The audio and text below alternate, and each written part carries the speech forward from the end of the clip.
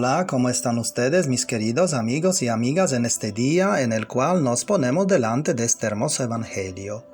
Es el Evangelio de Juan 6, 41 a 51 de este 19º domingo ordinario. Comienza diciendo el texto.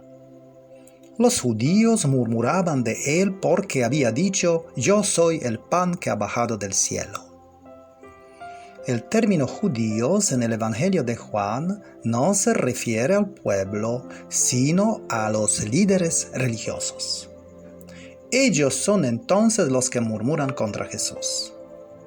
Murmuran porque están descontentos, ya que Jesús ha afirmado su condición divina. Yo soy el pan que ha bajado del cielo.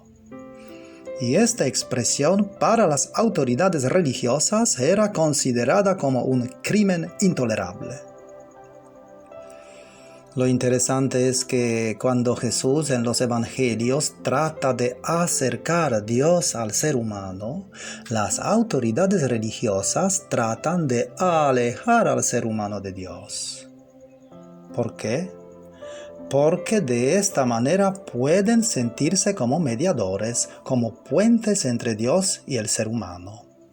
Es por eso que no pueden aceptar la afirmación de Jesús de ser un hombre con la condición divina. No pueden aceptar que Él se haga el mediador entre Dios y los seres humanos. Por eso reclaman diciendo, ¿no es este Jesús, hijo de José, cuyo padre y madre conocemos? ¿Cómo puede decir ahora que ha bajado del cielo? Para ellos es impensable que Dios pueda manifestarse, mostrarse o revelarse en un ser humano. En Jesús, no obstante, está presente la obra de Dios. En Él Dios muestra su rostro. A partir de ese día, para amar a Dios, ya no es necesario dirigirse a Él por medio del cumplimiento de las leyes, normas u otras cosas religiosas, sino amar a los seres humanos concretos. Porque Dios se manifiesta y se revela en el ser humano. El ser humano es el rostro de Dios. Si Jesús se hubiera manifestado como un hombre poderoso, podrían haber creído en su origen divino. Pero Jesús no eligió este poder, porque quería estar con las personas y no lejos de ellas. Quería ser vida, pan, alimento, camino, verdad para las personas, y no alguien o algo digno de admiración o adoración. Por eso miran en Jesús únicamente el carpintero, el hijo de María y José, nada más.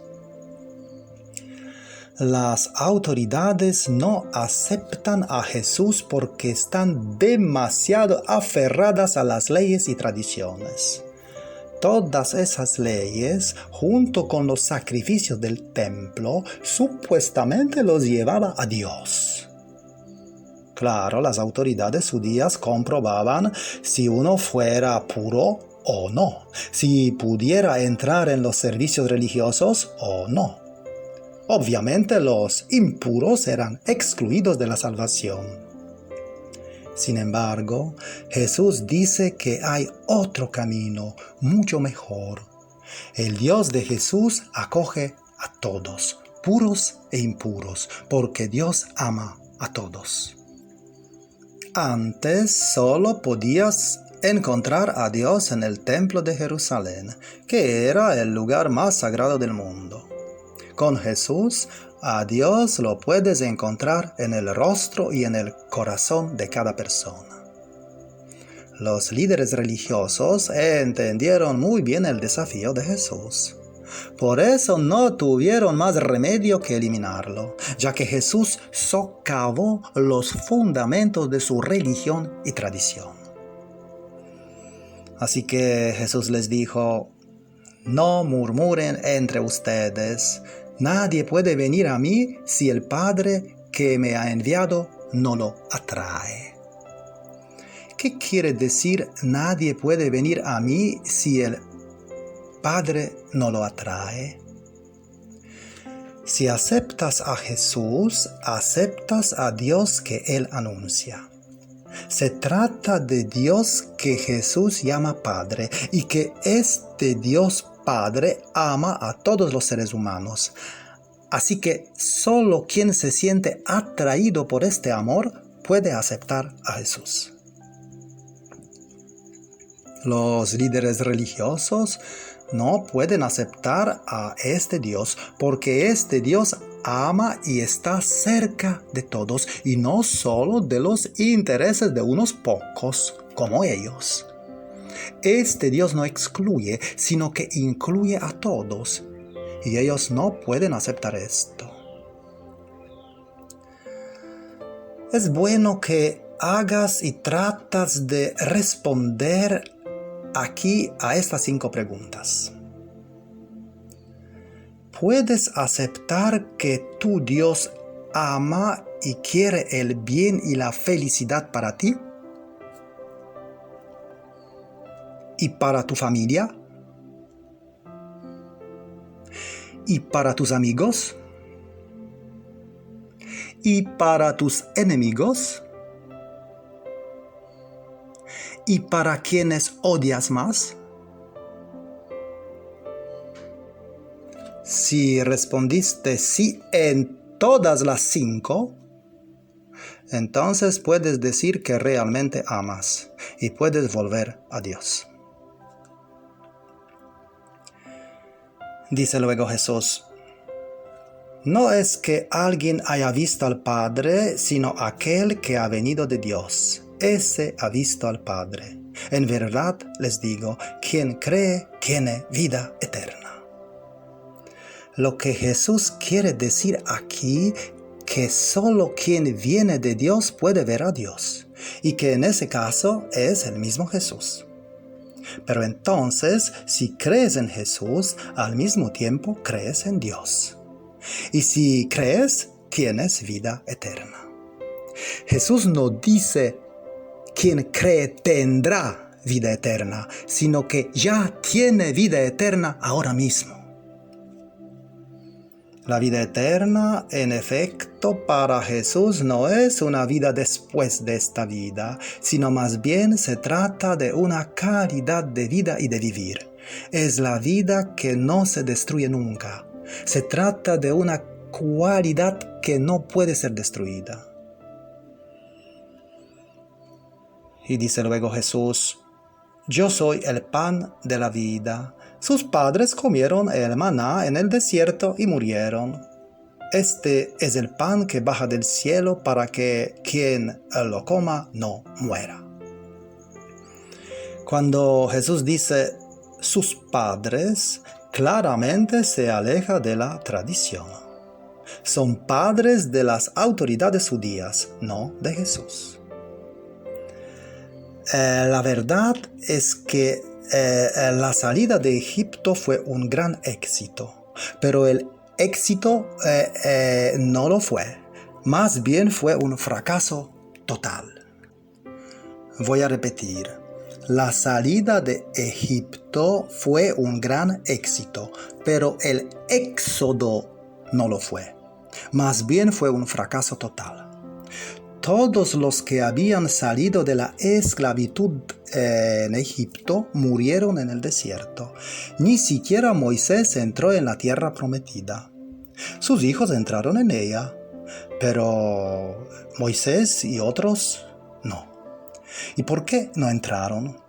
Porque, como dicen los libros de Josué y Números, no habían escuchado la voz de Dios. ¿Qué está diciendo Jesús aquí en nuestro texto? Es como decir, así como esa generación no escuchó la voz de Dios y todos murieron, así también ustedes, si no escuchan mi voz, todos morirán. Se trata de la muerte espiritual. Por eso, directamente Jesús habla del pan que desciende del cielo. Se trata del amor de Dios que siempre desciende, día tras día, en cada momento. Y entonces viene la última frase del Evangelio de hoy. Dice Jesús: yo soy el pan vivo que descendió del cielo. Si uno come de este pan, vivirá para siempre. Y el pan que yo daré es mi carne por la vida del mundo. La vida que Jesús comunica es una vida que no es interrumpida por nada, ni siquiera por la muerte. Pero, ¿qué Jesús quiere decir con la expresión mi carne? Es bueno ver aquí el contexto del pasado. En la noche de Pascua, en memoria del éxodo de Egipto, la carne del cordero tenía que ser consumida enteramente porque daba la fuerza para emprender el viaje hacia la libertad. Entonces, esa carne se tornó el símbolo de algo que daba la fuerza y la vida. Así que, en aquel tiempo, la carne del cordero se convirtió en la fuerza y vida. Pero solo por una noche, la noche de la salida de Egipto. Luego tuvieron que comer más carne.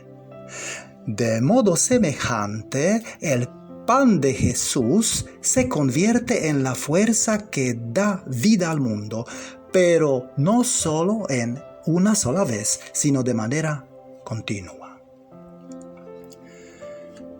El amor de Dios, por lo tanto, se convierte en fuerza y vida para los seres humanos débiles y frágiles. De ese modo, Dios se da y se manifiesta a nosotros en esta vida frágil, limitada y mortal. ¿Y qué significa todo esto para nosotros hoy?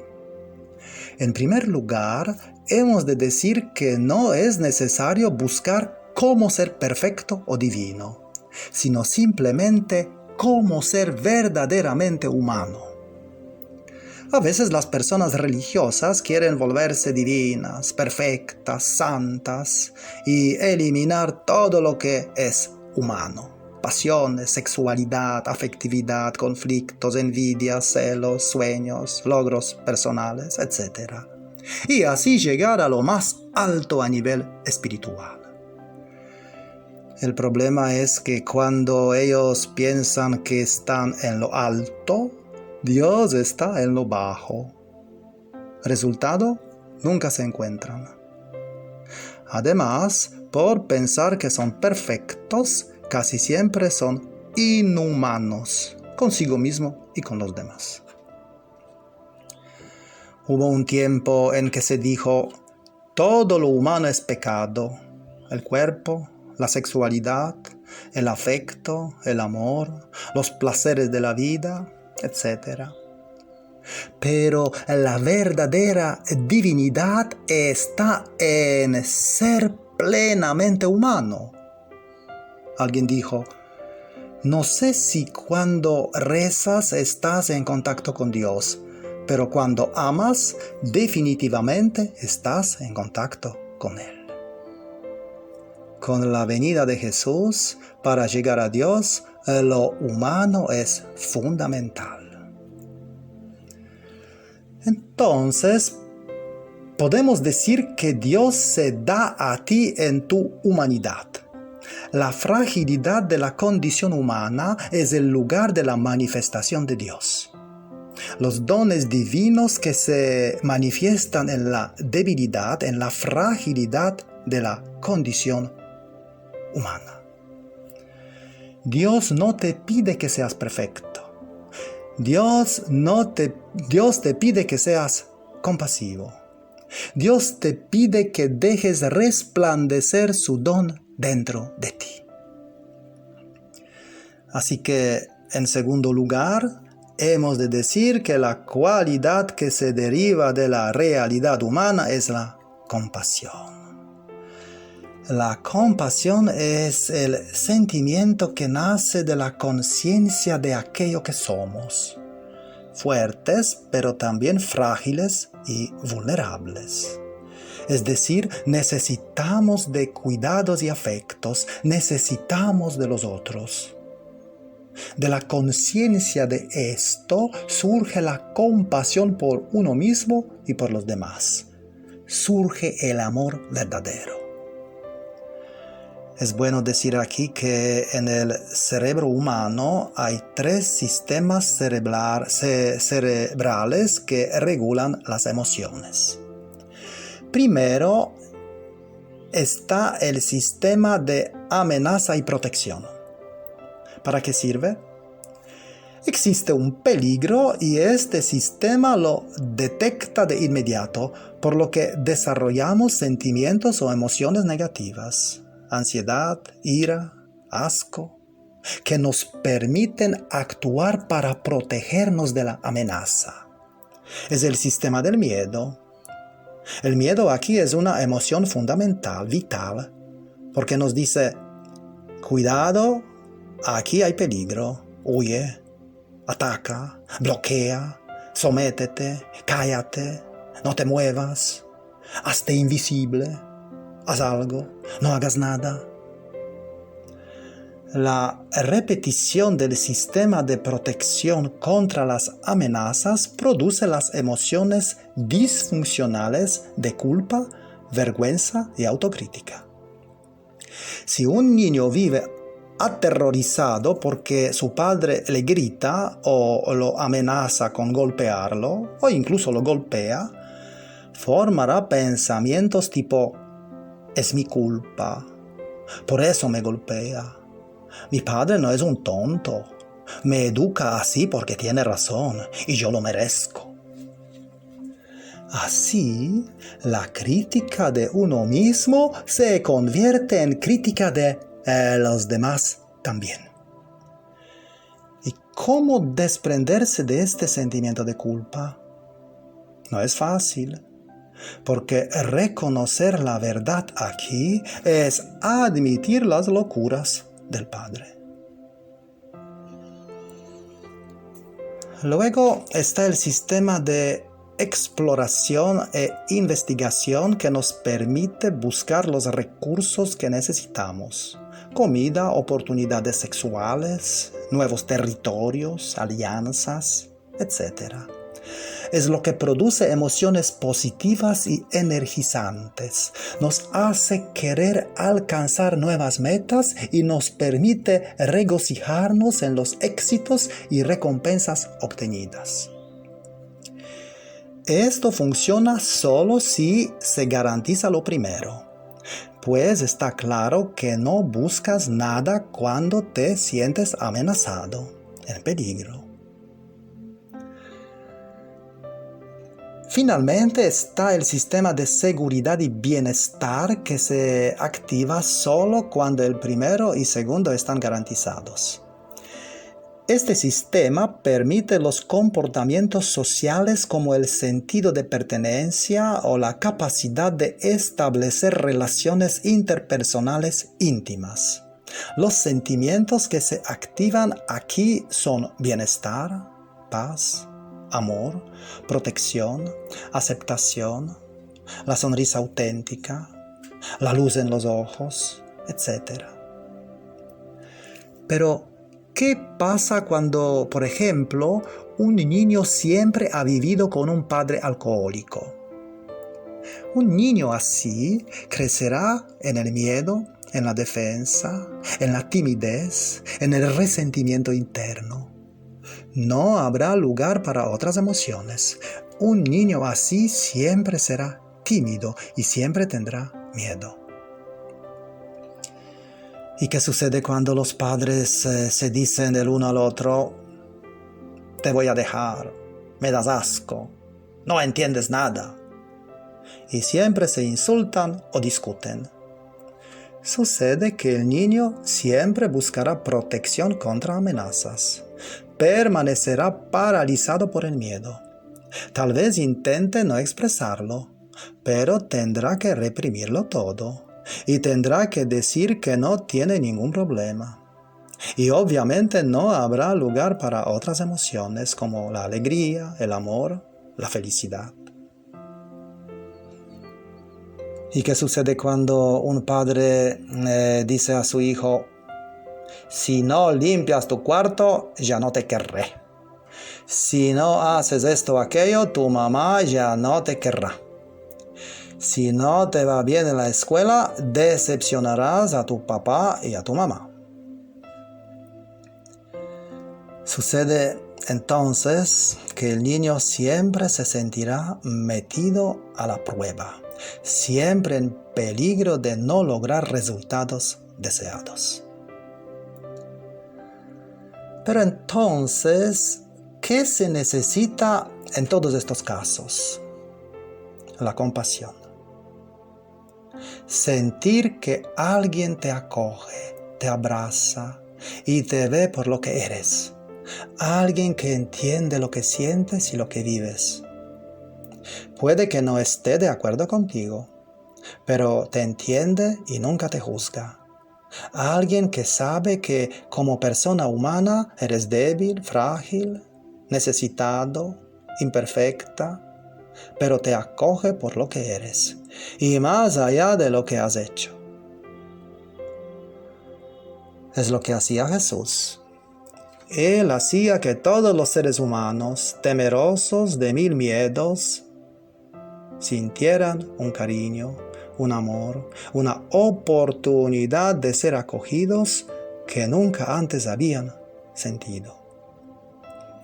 Y cuando esa gente sentía todo esto, cambiaban sus vidas.